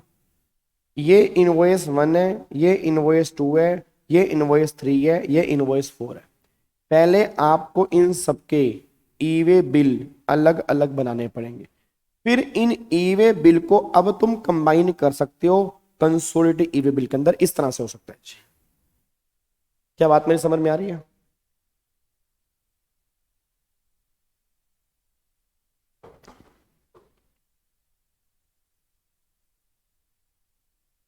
डन, लॉक कर दूं? ठीक है, चलो अगले पॉइंट पर आओ जी। अब अगले पॉइंट पर आओ। अब यहाँ पे बताओ जॉब वर्क वाले केस में जी। अब कह रहे हैं जॉब वर्क वाले केस में there is no need to e way bill. अरे तेरी ऐसी की तैसी, अरे अरे यार, हाय हाय, हाय राम। कह रहे जॉब वर्क वाले केस में ई वे बिल की रिक्वायरमेंट नहीं है। बताओ कौन बताएगा इनको, जल्दी बताओ। तुम बताओगे मैं बताऊं? भाई जॉब वर्कर वाले केस में तो हमेशा रिक्वायरमेंट है। वहां तो कोई 50,000 रुपए की लिमिट भी नहीं है, वहां तो कोई 50,000 रुपए की लिमिट भी नहीं है, वहां तो कंपलसरी है, वहां तो रिक्वायरमेंट है ही है, वहां तो कंपलसरी है, वहां तो रिक्वायरमेंट है ही है भाई, झूठा कहीं का, वहां तो जरूरी है। अब यहां पर देखो जी, अब यहां पर वही बात हो रही है। 43,000 रुपए की वैल्यू है, 43,000 रुपए की वैल्यू है, और यहाँ पर 18% जीएसटी है। अब एक बार चेक करना, 43,000 में 18% अगर मैं जोड़ूंगा तो 50,740 रुपए की वैल्यू बन रही है, तो 50,000 से ऊपर है। तो क्या उस केस में ई वे बिल की रिक्वायरमेंट है? बिल्कुल रिक्वायरमेंट है जी, ई वे बिल आपको इशू करना पड़ेगा, कोई दिक्कत वाली बात नहीं है। ठीक है जी, ये सेम पॉइंट इसको यहाँ से कट कर सकते हो। बार बार एक ही क्वेश्चन रिपीट हो रहा है। 48,000 रुपए की वैल्यू है, जीएसटी लगा देना, बेकार का क्वेश्चन। ठीक है, अब यहाँ पे बताओ 368 किलोमीटर है।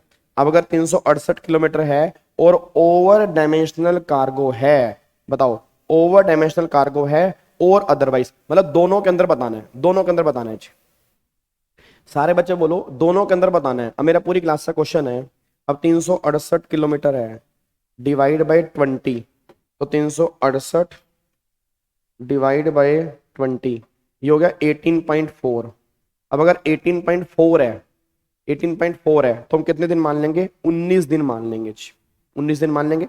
अच्छा अगर 368 किलोमीटर है डिवाइड बाय 200, तो यहाँ पे कितने दिन मान लेंगे? 2 दिन मान लेंगे। कितने दिन मान लेंगे? 2 दिन मान लेंगे। तो अगर आप चेक करोगे यहाँ पे है, अरे यहाँ पे 100 है ना, यहाँ सही कर लेना यार, यहाँ पे 200 आएगा, यहाँ पे अब ये गलत हो गया, 4 दिन नहीं, यहाँ पे 2 दिन आएगा जी। ठीक है जी, ये पॉइंट आपका निकल के आ रहा है। डन, लॉक करें इसको। चलो अब अगले पॉइंट पर आओ जी, अगले पॉइंट पर फटाफट से यहाँ पे आ जाइए जी, अगले पॉइंट पर आइए। अब यहाँ पे क्या कह रहा है, देखो जी, कह रहा है decide whether e way bill is required to issue under GST in the following independent case. SV electrical limited, registered supplier of electronic goods, is required to send from Delhi consignment part of LED Limited to be replaced under warranty at various client location in Gurgaon, Haryana. Value of consignment जो है declare in delivery challan accompanying the goods 65,000 रुपए की है। फिर SV electrical claim that since movement of goods Gurugram is cause due to reason other than supply, due to reason other than supply, e way bill is not mandatory required to be generated. ठीक है, in this case you are required to examine the, ये जो बंदा कह रहा है क्या वो सही कह रहा है जी? फिर उसके बाद उसने बोला you are examine the technical veracity of claim made by SV electric limited. फिर उसके बाद ट्री लिमिटेड, अगला केस है tree limited, registered in Kerala, send goods to जोवक और तमिलनाडु में, और यहाँ पे वो कह रहा है कंसाइनमेंट के लिए 37,500। मेरे को सारे बच्चे बताओ क्या इसकी स्टेटमेंट एसवी की सही है? नहीं है। याद करो मैंने कहा था कि जीएसटी जो ई वे बिल है उसमें सप्लाई का लेना देना ही नहीं होता। अब अगर सप्लाई का लेना देना ही नहीं है, वहां तो मूवमेंट का लेना देना है। क्या मूवमेंट हो रहा है? नहीं हो रहा? यस हो रहा है। और अगर मूवमेंट हो रहा है तो ई वे बिल की रिक्वायरमेंट होगी। तो वैल्यू 50,000 रुपए से ऊपर है, इस केस में ई वे बिल की रिक्वायरमेंट है, चाहे वो काम सप्लाई में कवर है या कवर नहीं है, मैटर नहीं करता जी। और दूसरे वाले केस के अंदर भी मैंडेटरी है, क्योंकि जॉब वर्कर वाले केस में कोई लिमिट ही नहीं है। जब जॉब वर्कर वाले केस में कोई लिमिट ही नहीं है, दोनों केस के अंदर मैंडेटरी है, यहां भी मैंडेटरी है और यहां भी मैंडेटरी है। बस ये पर ध्यान दो जी। क्या बात समझ में आ रही है जी? अब अगले पर आओ जी, फटाफट से यहाँ पे आओ। अब क्वेश्चन नंबर 1 देखो यार, इसका आंसर आप बताओ फटाफट से जी, चेक करो। हाँ जी, देखो जी क्वेश्चन नंबर 1 चेक करो। क्वेश्चन नंबर 1 में क्या आ रहा है? क्वेश्चन नंबर 1 में है, यहाँ पे लिखा हुआ है Daksha, Daksha enterprise has made a cash deposit 10,000 under minor head tax of major head SDST. It is liability to 2,000 for minor head interest under the major head SDST. State whether Daksha Enterprise can utilize the amount available for payment of interest. बताओ क्या ये major head और minor head आपस में लेन then change हो सकता है? सारे बच्चे बताना, क्या जो मेजर हेड है और माइनर हेड है इनका आपस में लेन देन चेंज हो सकता है नहीं हो सकता? हो सकता है जी, कोई दिक्कत वाली बात नहीं है। तो मेजर हेड और माइनर हेड को आपस में इनका लेन देन आप चेंज कर सकते हो, कोई भी दिक्कत वाली बात यहाँ पे नहीं है, वही बात यहाँ पे लिखी हुई है। आप GST PMT 09 फॉर्म भरोगे और GST PMT 09 फॉर्म भरने की वजह से आप इसको आपस में चेंज कर सकते हो, बस ये पर ध्यान दो। तो कोई दिक्कत वाली बात नहीं, GST PMT 09 फॉर्म भरोगे, पॉसिबल है। उसके बाद अब यहाँ पे एक बार चेक करना, क्वेश्चन नंबर 3 देखो जी, ये आप करोगे, मैं नहीं कर रहा जी। ये क्वेश्चन आप पढ़ो और मुझे आंसर दो, ये आप पढ़ो और मुझे आंसर दो जी। सारे बच्चे पढ़ो और मुझे आंसर दो।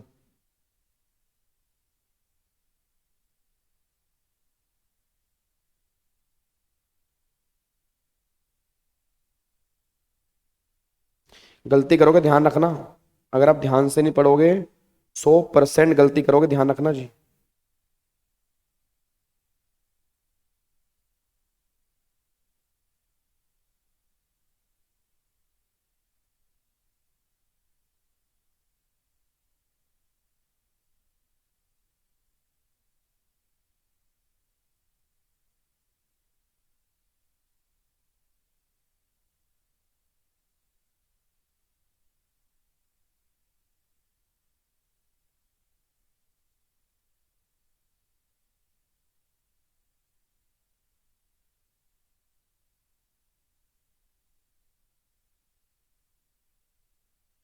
₹27,000 का इंटरेस्ट,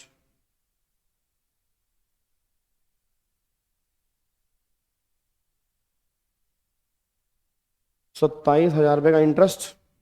हाँ जी, ₹27,000 का इंटरेस्ट, बोलो आंसर सबका ₹27,000 है। बहुत बढ़िया, वेरी गुड, वेरी गुड यार, बहुत बढ़िया यार, I am very proud of you यार, बहुत बढ़िया, दिल खुश कर दिया आपने। इतने नालायक बच्चे मेरी क्लास के अंदर बैठे हैं ना बेटे, ₹7100 का इंटरेस्ट लगेगा। अबे नालायक हो, पूरे साल का इंटरेस्ट लगा के बैठ गए, कितने दिन का डिले है वो काउंट कौन करेगा बे? इधर देखो ध्यान से, वो क्या कह रहा है यहाँ पे चेक करो, उसने क्या बोला है? वो कह रहा है आउटपुट टैक्स लाइबिलिटी है, आपने कॉन्ट्रावेंट किया for the month of April which is ineligible credit, a show cause notice यहाँ पे आपका आ गया, अब शेकॉस नोटिस टू पे आ गया, अब उसने पे किया 31 जुलाई को। अब मेरा पूरी क्लास का क्वेश्चन है, अप्रैल की पेमेंट करनी कब होती है? अप्रैल की पेमेंट करनी होती है अगले महीने की 20 तारीख, तो 20 मई को पेमेंट करनी होती है। 20 मई तक तुमने पेमेंट नहीं की तो 21 मई से लेकर 31 जुलाई तक का इंटरेस्ट एप्लीकेबल करोगे ना? बच्चा कह रहा है कोई नहीं, गलती अब हुई एग्जाम में नहीं करोगे। ऐसे कितनी गलतियां,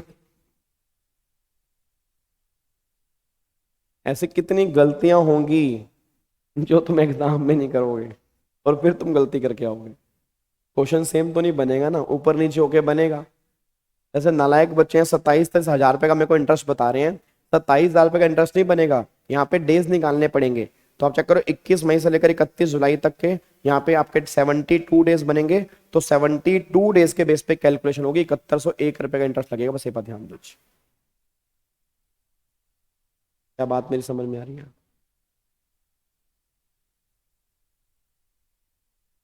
अरे हाँ, यहाँ पे 18% आएगा, हाँ रेट 18% आएगा, ये चेंज करना पड़ेगा, पहले 24% था, अब यहाँ पे चेंज कर लो। हाँ बच्चा देखो, गलती पकड़ ली बच्चे ने, भाई साहब बच्चा अपनी गलती नहीं पकड़ रहा, कह रहा इसकी गलती पहले ऐसे की तैसे, इसकी गलती पकड़ता हूँ, इसकी हाँ, मेरा भिंडी मेरा बैंगनी कलर का बच्चा। इसकी गलती पकड़ लो, इसकी गलती पकड़ पकड़ पकड़ पकड़ पकड़ लो, इसकी गलती पकड़ लो। अबे नालायक कहीं के। हाँ नहीं, इसका आंसर सही कर लेना। 5326 क्या आंसर आएगा जी? 5326 आएगा जी। करेक्ट आंसर जो है बनेगा 5326। 5326 ये करेक्ट आंसर आएगा जी। इंटरेस्ट लगेगा 18% के हिसाब से, तो 5326 जो है ये आंसर बनेगा करेक्ट। सही कर लेना इसको, ठीक है। चलो अगले पॉइंट पर आओ। अब एक कैश लेजर क्या होता है और mode of making deposit in E cash ledger. अब ई कैश लेजर में डिपॉजिट करवाने के तरीके क्या होते हैं? तो भाई कैश लेजर क्या होता है? जिससे हम इंटरेस्ट पे करते हैं, पेनल्टी पे करते हैं, जीएसटी पे करते हैं, सेस पे करते हैं, सब कैश लेजर पे करते हैं। इसमें मोड क्या है जमा करवाने के? इंटरनेट बैंकिंग हो गया, आईएमपीएस हो गया, एनईएफटी हो गया, आईटीजीएस हो गया, डेबिट कार्ड हो गया, क्रेडिट कार्ड हो गया, यूपीआई हो गया। ये सब तरीके आपके हैं यहाँ पे पैसे जमा करवाने के। बस ये पर ध्यान दो। अगर लीप ईयर नहीं, अगर लीप ईयर 366 होगा, नहीं 365 होगा। अगर लीप ईयर है 23-24 तो वैसे लीप ईयर ही है, तो 366 करोगे तो यहाँ पे 1.5 लाख 12%, 72 डिवाइड बाई 360, 5311 आ जाएगा यार। ये लो 5311 कर लो, ठीक है जी। अगले पॉइंट पर आओ जी। अब अगला पॉइंट यहाँ पे है, अगला पॉइंट आपका यहाँ पे है। चेक करना, क्वेश्चन पढ़ना एक बार जी। क्वेश्चन पढ़ो। अब ये क्वेश्चन आप खुद करो जी। आधे बच्चे तो भाई साहब भाग जाते हैं, वैसे एक बात है। और मैं बता रहा हूँ जी, आज वाला लेक्चर मैं प्राइवेट कर दूंगा जी। आज वाला लेक्चर मैं 100% प्राइवेट करूंगा। तो जो बच्चे होंगे उनको बता देना कि भैया लाइव आना जरूरी होता है, ठीक है ना। क्वेश्चन बाद में नहीं होते, क्वेश्चन लाइव में ही होते हैं, ठीक है ना। तो अपना अपने आप कल सारे के सारे बच्चे आएंगे। तो आज वाला लेक्चर जो है उसको मैं प्राइवेट कर दूंगा। जैसे ही क्लास खत्म होगी आप फटाफट से सारे बच्चे कमेंट कर देना, और जैसे कमेंट करोगे 10 दिन के अंदर लेक्चर, 10 मिनट के अंदर मैं क्या कर दूंगा, इसको प्राइवेट कर दूंगा आज। नहीं नहीं, पक्का कर दूंगा आज, 100% कर दूंगा, वादा रहा, कर दूंगा पक्का, ठीक है। चलो अब अगले पर आओ। क्वेश्चन नंबर 6 देखो जी। क्वेश्चन नंबर 6 का आंसर बताओ जी। क्वेश्चन नंबर 6 का आंसर बताओ।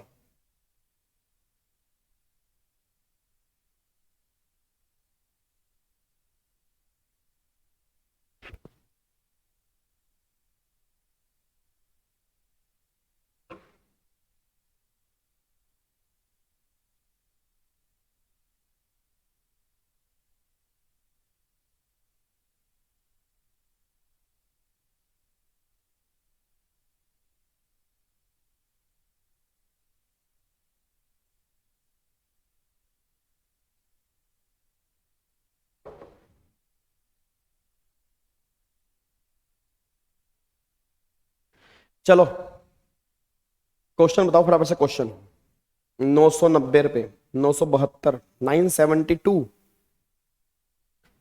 972 देख लो। 972, 972 इसका इंटरेस्ट ही गायब हो गया।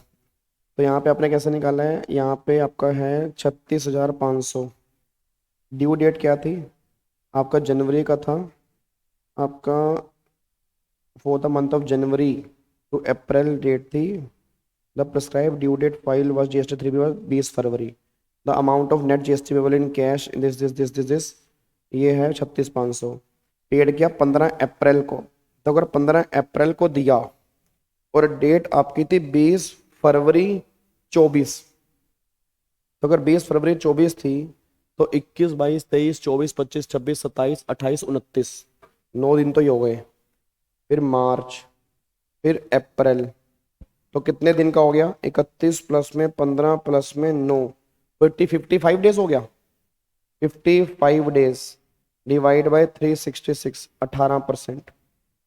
तो यहाँ पे 36,500 का 18%, 55 बाय 366, तो 987 आ रहा है जी। 987 आ रहा है। इग्नोर लीप ईयर बोला है? कहाँ बोला है इग्नोर लीप ईयर? अच्छा ठीक है। तो फिर 365 कर दो। तो फिर 365 करके देख लो, 36,500 का 18% और मल्टीप्लाई 55 डिवाइड बाय 365, तो फिर तो यहाँ 990 आएगा, 990 आएगा फिर तो 990 रुपये आएगा जी। इंटरेस्ट आएगा फिर 990। अगर मैं लीप ईयर 54 डेज कैसे होगा? अच्छा हाँ, लीप ईयर तो इग्नोर कर दिया ना। शटमैन 36,500 18% 54 डिवाइड बाय 365, 972 आएगा भाई। करेक्ट आंसर आएगा 972। ठीक है, ठीक ठीक ठीक ठीक ठीक, done done done. Leap year हमें इग्नोर करना है, तो अगर लीप ईयर हमें इग्नोर करना है तो फिर हमारा 54 डेज बनेगा, उसके बेस पे कैलकुलेशन करेंगे। Done done done done done, hi fi. चलो बहुत बढ़िया, वेरी गुड। अगले पॉइंट पर आओ जी, फटाफट से आओ। अब अगला देखो जी, यहाँ पे आपका डिस्चार्ज कैसे करनी है, तो हम पहले पढ़ चुके हैं। पहले पिछली लाइबिलिटी पे करते हैं, फिर हम करंट वाली लाइबिलिटी जो है वो पे करते हैं, फिर डिपार्टमेंट ने जो हमारी लाइबिलिटी निकाली है वो हम पे करते हैं। तो ये पॉइंट अपने यहाँ पे निकल के आ रहा है, ये तो बिल्कुल सिंपल है।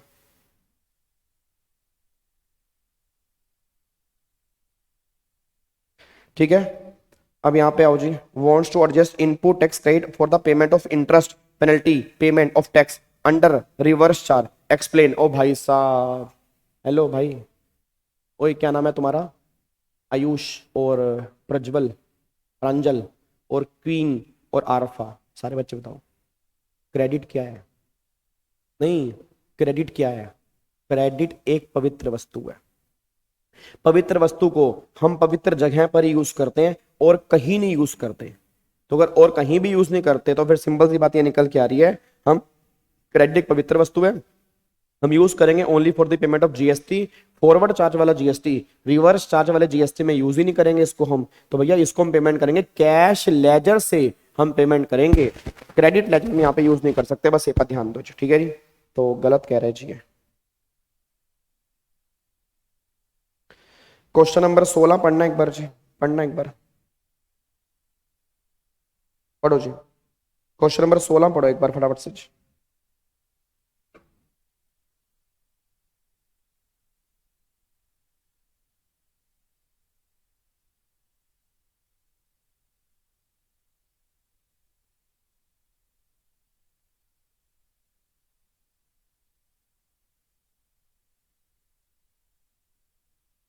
क्वेश्चन नंबर 16 पढ़ो फटाफट से, question number 16।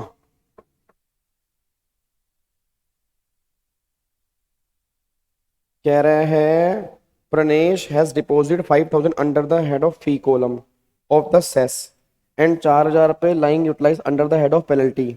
Both are the deposit were made wrongly instead of deposit under the head of fee column. In the light the provision, this briefly explain the relevant provision. How can Pranesh rectify the error? अब यहाँ पे error को rectify, पहले मेरे को बताओ क्या हम एरर को रेक्टिफाई कर सकते हैं? बिल्कुल कर सकते हैं। अब याद करो आपको मैंने क्या कहा था, ये तो अगला पे स्टार्ट हो गया ना यहाँ पे, हाँ ये तो 274 है। अब याद करो मैंने क्या कहा था कि अगर आपको एरर को रेक्टिफाई करना है तो जीएसटी पीएमटी 09 हमें फॉर्म भरना पड़ेगा और इनके इनके कॉलम में डाल दो। तो जीएसटी पीएमटी 09 हम यहाँ पे फॉर्म भरेंगे और जीएसटी पीएमटी 09 फॉर्म भर के अपने एरर को हम यहाँ पे रेक्टिफाई करेंगे, बस ये पर ध्यान दो।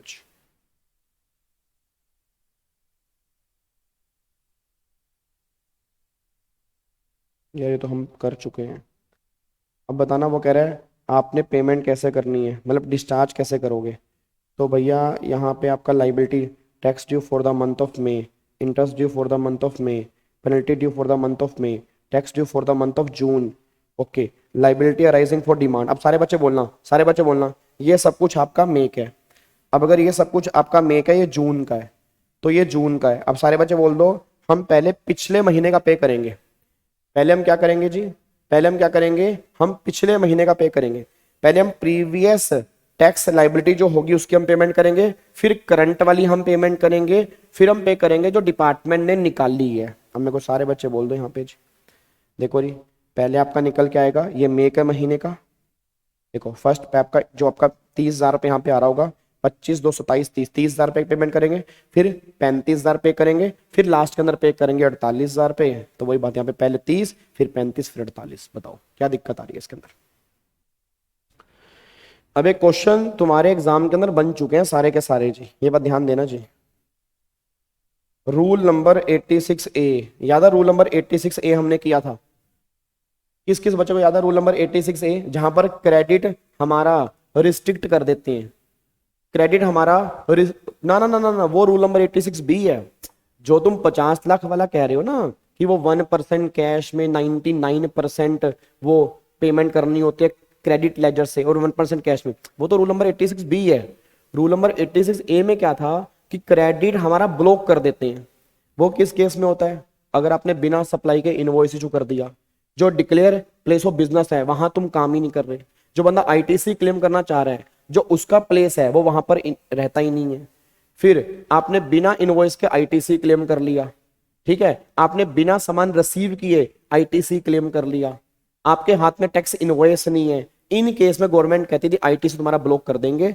और याद करो फिर मैंने कहा था, अगर आपको थोड़ा बहुत याद रहो, कि 1 साल तक ब्लॉक रहेगा, 1 साल तक अगर ये सही कर दोगे तो ठीक है, नहीं तो ऑटोमेटिकली 1 साल के बाद ये अनब्लॉक हो जाएगा जी, ठीक है। तो देखो वही बात यहाँ पे लिखी है जी, कि आपने आईटीसी लिया बिना इनवॉइस के, ऐसे क्रेडिट अवेल किया आपने यहाँ पे बिना इनवॉइस के, फिर आपने यहाँ पे गवर्नमेंट ये बात कहना चाह रही है, अब यहाँ पे गवर्नमेंट को टैक्स पे नहीं किया, ठीक है, और बंदा एग्जिस्ट नहीं करता जो आईटीसी क्लेम कर रहा है, और उसके पास कोई वैलिड डॉक्यूमेंट नहीं है जिसके बेस पे आईटीसी क्लेम कर रहा है, बस ये पर ध्यान दो जी। अब यहाँ पे एक पॉइंट आ रहा है टीडीएस और टीसीएस का जी।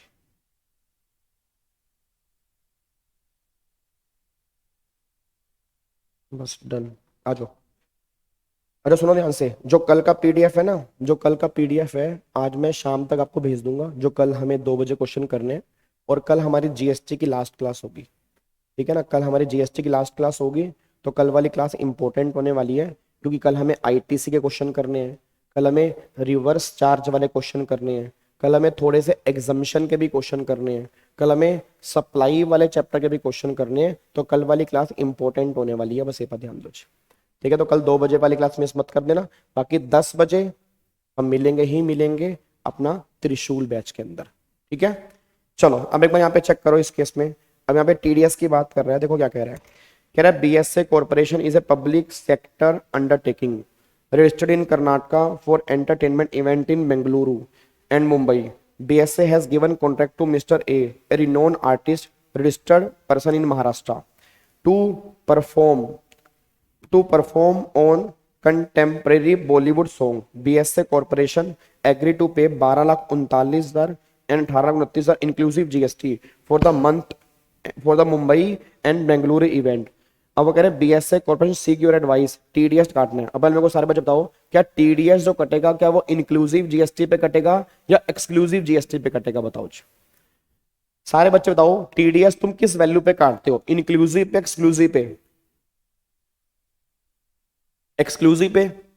अब ये वैल्यू उसने क्या दे रखी है, इंक्लूसिव। तो पहले क्या करो, इसको एक्सक्लूसिव करो।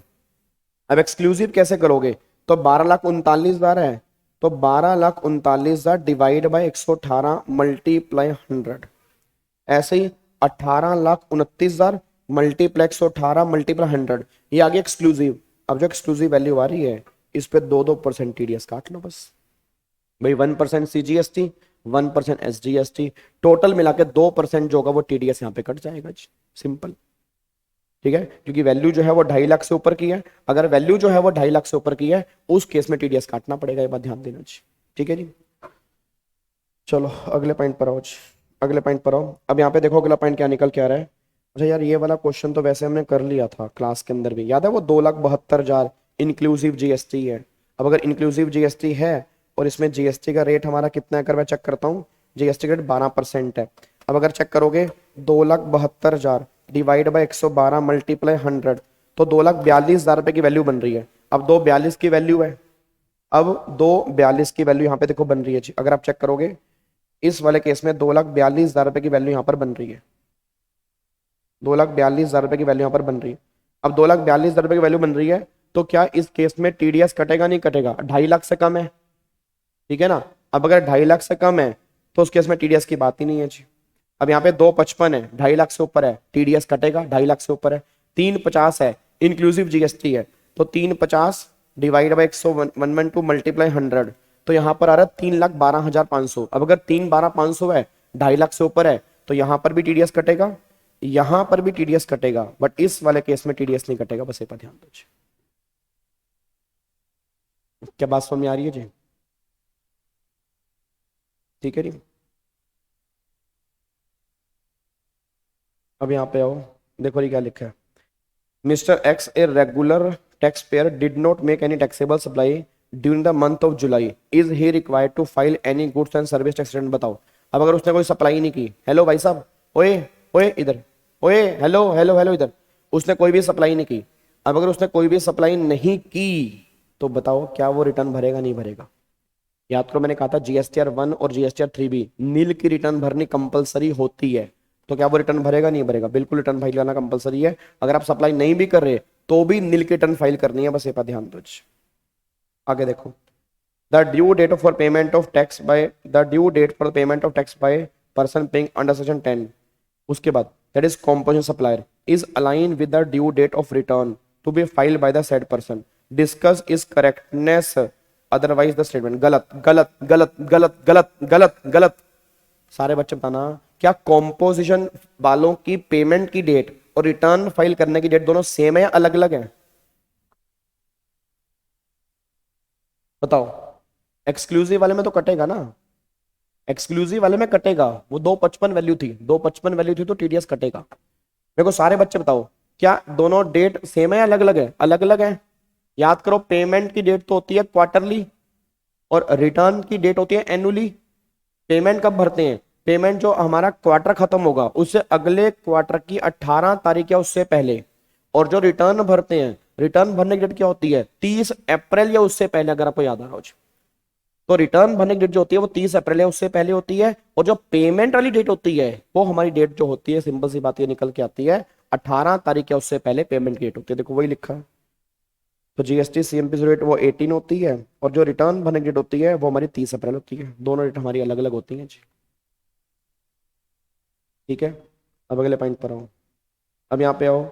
अब ये तो वही है कि कहाँ कहाँ आप जीएसटीआर 1 नहीं भर सकते। अब जीएसटीआर 1 कहाँ कहाँ नहीं भर सकते? अब अगर 1 और 3B के अंदर मिसमैचिंग आ रही है, या पिछले मंथ की आपने जीएसटीआर 1 नहीं भरी तो अगले महीने की 1 नहीं भर सकते।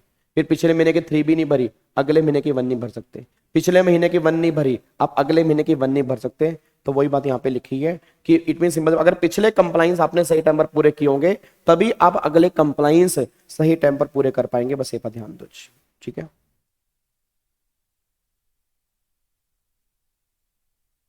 अब क्यूआरएमपी स्कीम लेने की क्या क्या कंडीशंस हैं और मैनर क्या है? मेरे को सारे बच्चे बताओ, आपकी कंडीशन क्या है? पहली कंडीशन तो यह कि आपकी टर्नओवर जो है वो 5 करोड़ रुपए तक होनी चाहिए। दूसरी कंडीशन, आपने पिछली सारी रिटर्न भर दी हो। और तीसरी कंडीशन, गवर्नमेंट कह रही है आपको हर बार ऑप्शन लेने की रिक्वायरमेंट नहीं है, एक बार ऑप्शन ले लिया तो नॉर्मली आप क्यूआरएमपी की स्कीम ले सकते हो। अब मेरे को सारे बच्चे बताना, अगर मेरे को क्यूआरएमपी का ऑप्शन लेना है तो मुझे बताना कब पड़ेगा? बताओ सारे बच्चे बताओ, अगर मैंने क्यूआरएमपी का ऑप्शन लेना है मुझे बताना कब पड़ेगा? याद है?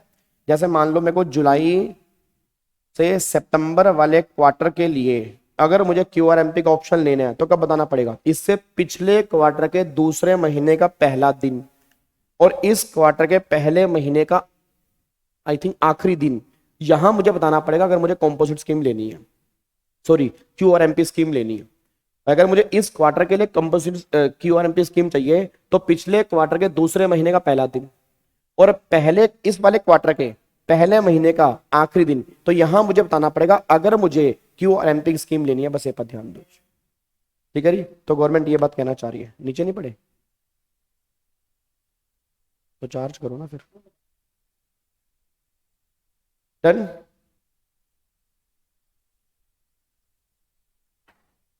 लॉक कर दें। अब यहाँ पे आ जाओ जी। अच्छा याद है ये क्वेश्चन तो हमने कर लिया, याद है एक क्वेश्चन हमने किया था, अब तुम भूल गए होंगे ना। IFF होता है इनवॉइस फर्निशिंग फैसिलिटी। एक्चुअल में क्या होता है कि देखो, अब क्यूआरएमपी के अंदर क्या होता है, क्यूआरएमपी के अंदर रिटर्न क्वार्टरली जाती है तो जीएसटीआर 1 भी क्वार्टरली जाता है। अब जीएसटीआर 1 क्वार्टरली जाता है बट हर महीने इनवॉइस अपलोड करने पड़ते हैं। जो हर महीने इनवॉइस अपलोड करने पड़ते हैं, वो कैसे करोगे? वो गवर्नमेंट कहती है हम एक फैसिलिटी लेकर आए हैं, IFF, इनवॉइस फर्निशिंग फैसिलिटी, उसके थ्रू आप इनवॉइस अपलोड करते हो जी, इसको IFF बोलते हैं। अब यहाँ पे लिखा है, ये लास्ट क्वेश्चन है जी, ये क्वेश्चन है GST प्रैक्टिशनर कौन बन सकता है? चेक करो, ये भी हमने रिटर्न वाले चैप्टर में किया था कि कौन कौन GST प्रैक्टिशनर बन सकता है।